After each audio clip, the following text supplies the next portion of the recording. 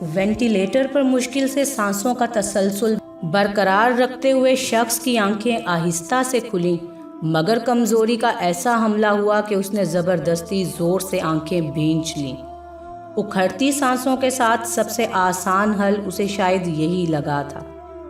کوئی اس کے اندر دھاڑے مار مار کر رو رہا تھا۔ اس نے چپ کرانے کی بہت کوشش کی، مگر بے سود۔ وہ اس ایک کو چپ کرانے کی انتھک کوشش میں نڈھال ہو رہا تھا۔ ایسے میں جہاں بے بسی نے اسے جکڑ رکھا تھا، دو بزرگ اس کے پاس آ کر بیٹھ گئے۔ اس کی ڈھارس بندھی کہ یہ ضرور اسے چپ کروا لیں گے، آخر ان کا فرض ہے۔ فرض؟ اس نے بھیگی آنکھوں سے بزرگوں کو دیکھا۔ یہ تو اس کے اپنے والدین تھے۔ انہوں نے پائی پائی جوڑ کر اسے پڑھایا تھا۔ جب وہ مایوسی کی اتھاہ گہرائیوں میں ڈوب کے روتا تھا تو یہ وہی بزرگ تھے جو اس کی راہ کا ہر پتھر چن لیا کرتے تھے۔ ماں کا آنچل بھیگ جاتا تو اس کی آنکھیں ٹھنڈی ہو جاتی۔ اس نے انتہائی غربت میں بھی اعلیٰ تعلیم حاصل کی تھی۔ وہ محنتی تھا، پر اس میں اس کی محنت سے زیادہ اس کے والدین کی قربانیاں تھیں، ریاضتیں تھیں، پر اس نے کبھی اس بات کو تسلیم ہی نہیں کیا تھا۔ اس کا باپ چاہتا تھا کہ وہ پڑھ لکھ کر اپنے ملک میں غریب لوگوں کی خدمت کرے، مگر وہ ماں باپ کی ساری اخلاقی اقدار کو پس پشت ڈال کر یہ کہہ کر چلا گیا کہ اتنی محنت اس نے اپنا مستقبل سنوارنے کے لیے کی تھی، نہ کہ غریبوں کی خدمت کے لیے۔ ماں کا آنچل بھیگا، پر اب اس سے اس کو ٹھنڈک کی بجائے کوفت ہوتی تھی۔ باپ کی قربانیوں کے آگے اب ایک جوان مرد زیادہ سمجھدار نظر آتا تھا۔ ماں باپ کی تربیت تھی کہ ہر سال وہ اپنی زکوٰۃ پاکستان ہی بھیجتا تھا۔ غریبوں کی خدمت کے لیے زیادہ کی ہوس کہیں نہیں ٹھہرتی۔ وہ دیار غیر میں اپنے پیشے سے بے تحاشا دولت کما رہا تھا۔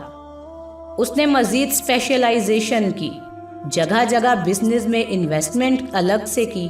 وہ بلا کا ذہین تھا اور اس کا ماننا تھا کہ قسمت کی دیوی بری طرح اس پر مہربان ہے۔ اس نے ایک مشہور بزنس ویمن سے شادی بھی کر لی جو عمر میں اس سے بڑی تھی اور بزنس میں اس سے بہت آگے تھی۔ مقصد پورا ہو گیا تھا۔ سفید کپڑوں میں لپٹی، کپڑوں سے بھی زیادہ سفید، نیلی آنکھوں والی 40 سالہ کیری نے اس کے آنسو پونچھنا چاہے، مگر اس کا ہاتھ اس تک پہنچنے کے بیچ کا راستہ صدیوں میں ڈھل گیا تھا۔ نیلی آنکھوں سے سفید موتی گرے تو اسے یاد آیا کہ اس نے کس قدر ذہنی دباؤ سے اسے دوچار کیا تھا۔ وہ اس کے سارے بزنس پر قبضہ کر کے اب محض اس سے چھٹکارا حاصل کرنا چاہتا تھا۔ اس کی دلچسپی اس میں ختم ہو چکی تھی۔ بزنس پر ویسے ہی اب اس کا کوئی اختیار نہیں رہا تھا۔ وہ کس طرح سے اسے اذیتیں دیتا، ڈراتا، دھمکاتا، اور وہ اتنی ذہین فتین بزنس ویمن صرف ایک عورت کی طرح ہی استعمال ہوئی۔ کیری نے خودکشی کر لی تھی۔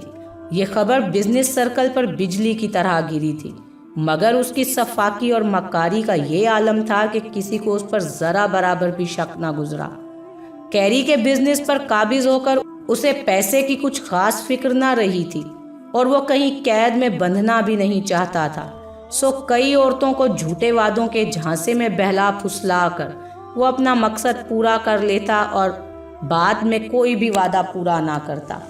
اس کے ارد گرد بدبو پھیلنا شروع ہو گئی، پر وہ روتا رہا، لیکن بدبو بہت شدید تھی۔ اس کے جسم کے اعضاء جل کے گرنا شروع ہو گئے۔ وہ خوف کے مارے ادھر ادھر بھاگنے لگ گیا۔ اس بدبو میں اس کی نظر اس جگہ پر پڑی جہاں ایک بچے کا سر اپنی پیدائش سے پہلے ٹوٹ کے ہر طرف زمین پر بکھرتا چلا گیا۔ بچہ تڑپ رہا تھا اور بچے سے بھی زیادہ وہ خود تڑپ رہا تھا۔ اسے یاد آیا کہ اس نے کیری کو کبھی ماں نہیں بننے دیا تھا۔ وہ اس جھنجٹ میں پڑنا ہی نہیں چاہتا تھا، اور ایک بار جب کیری پریگننٹ ہوئی تو اس نے بہلا پھسلا کر اسے ابورشن پر راضی کر لیا تھا کہ ابھی ہماری شادی کو وقت ہی کتنا گزرا ہے۔ وہ خوف سے لرزنے لگا۔ ہر طرف خون تھا، بدبو تھی، آگ تھی۔ وہ دھاڑے مار مار کر رو رہا تھا کہ کہیں سے اس کا کوئی وارث آ جائے، مگر اس کا تو کوئی وارث تھا ہی نہیں۔ اس نے سرکٹے ننھے بچے کے جسم کو تھامنا چاہا تو اس کے ارد گرد اور زیادہ خون بکھر گیا۔ وہ رو رو کے نڈھال ہو رہا تھا۔ ابا ہر سال زکوٰۃ بھیجتا تو ہوں، اب کیا اپنی ساری تنخواہ غریبوں میں بانٹ دوں؟ وہ غصے میں اونچی اونچی بول رہا تھا۔ اس کے باپ کو علم تھا کہ اس کا بیٹا دوسرے ملک میں بہت اچھی کمائی کر رہا ہے، اس لیے اس نے علاقے کے لوگوں سے وعدہ کیا تھا کہ وہ اس علاقے میں ایک خیراتی کلینک کھولے گا۔ آخر اس کے بیٹے کی دوسرے ملک میں ماشاءاللہ اتنی اچھی کمائی جو ہے، پر بیٹے کے آگے باپ کو محض مایوسی ملی، اور علاقے میں وہ شرمندگی سے کسی کا سامنا کرنے جوگا نہ رہا تھا۔ اس کی ماں آئے روز اسے لڑکیوں کی تصویریں بھیجتی رہتی تھی۔ پتر تیرا نام لینے والا بھی تو کوئی ہونا چاہیے نا، عمر گزر رہی ہے تیری۔ وہ سر جھٹک دیتا، اسے کسی رشتے میں بندھے بغیر سب کچھ مل جو جاتا تھا۔ اس کے کانوں میں اب یہ خبریں بھی پہنچیں کہ یہاں جو مر جائے گا اسے پلاسٹک کے بیگ میں ڈال کر دفنا دیں گے، کوئی جنازہ نہیں ہوگا۔ وہ نیم بے ہوشی میں پڑا دھاڑے مار مار کر رو رہا تھا، مگر اس کی آواز سننے والا ادھر کوئی نہ تھا۔ پتر تیرا نام لینے والا بھی تو کوئی ہو۔ اور ایک سر اس کی آنکھوں کے سامنے ٹوٹ کے خون کی شکل میں بکھر جاتا۔ ڈاکٹر اس کے مرنے کا انتظار کر رہے تھے تاکہ بیڈ خالی ہو تو کوئی اور مریض یہاں شفٹ کیا جا سکے۔ اس کے باپ کا روتا ہوا چہرہ جھک گیا۔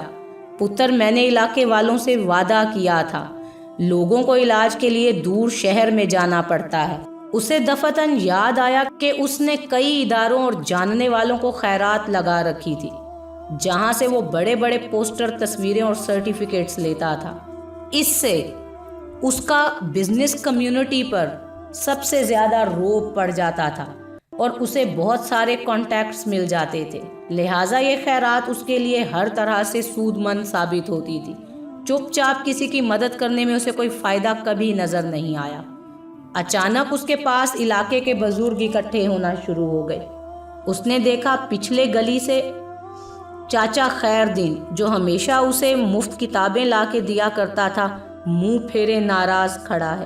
ماسی بلکیس، جو کڑکتی دھوپ میں اس کے لیے دیسی گھی لے کر آیا کرتی تھی کہ یہ بہت پڑتا ہے، اس کا دماغ خشک ہو جائے گا، وہ اپنی میلی کچیلی چادر سے آنسو پونچھ رہی تھی۔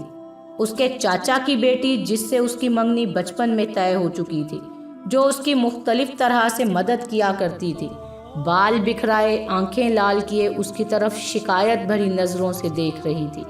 کیری کا رنگ ایسا سفید پڑ چکا تھا جیسے اس میں کبھی خون کا قطرہ تک نہ تھا۔ ڈاکٹروں نے بھگدڑ مچا دی، اسے لگا کوئی مرنے والا ہے۔ وہ ارد گرد بھاگنے کی کوشش کرنے لگا، پر اس کا جسم اس کا ساتھ نہیں دے رہا تھا۔ اس نے آنکھیں کھولنے کی کوشش کی تو آنکھیں پتھرانے لگیں۔ اس نے دیکھا ڈاکٹر پلاسٹک بیگ لے کر آ رہے ہیں۔ اسے بڑا ترس آیا کہ کون بیچارہ ہے جو بغیر کفن کے دفنایا جائے گا۔ ہائے، اتنے بڑے ملک میں کسی کو بھی کفن نہیں۔ اس کی ماں دھاڑے مار مار کر رونے لگی اور باپ کا سر جھکتا چلا گیا۔ اسے یقین تھا وہ ٹھیک ہو جائے گا۔ اس کی صحت بہت اچھی تھی، ہر طرح سے فٹ تھا۔ عمر بھی صرف 48 سال ہی تھی۔ اس عمر میں وبا سے واقع ہونے والی اموات کا تناسب بہت کم تھا۔ پتہ نہیں کیوں اسے خوف آنے لگا، اسے جھرجھری آنے لگی، جسم کپ کپانے لگا۔ اس نے سب روتے بلکتے ناراض چہروں کی طرف دیکھا، پر کوئی اس کی طرف نہیں دیکھ رہا تھا۔ ہر طرف آگ تھی، بدبو تھی، خون تھا۔ اس نے ماں کا اڑتا آنچل تھامنا چاہا، پر آنچل تک ہاتھ جانے سے پہلے ہی کسی نے وینٹیلیٹر اتار دیا۔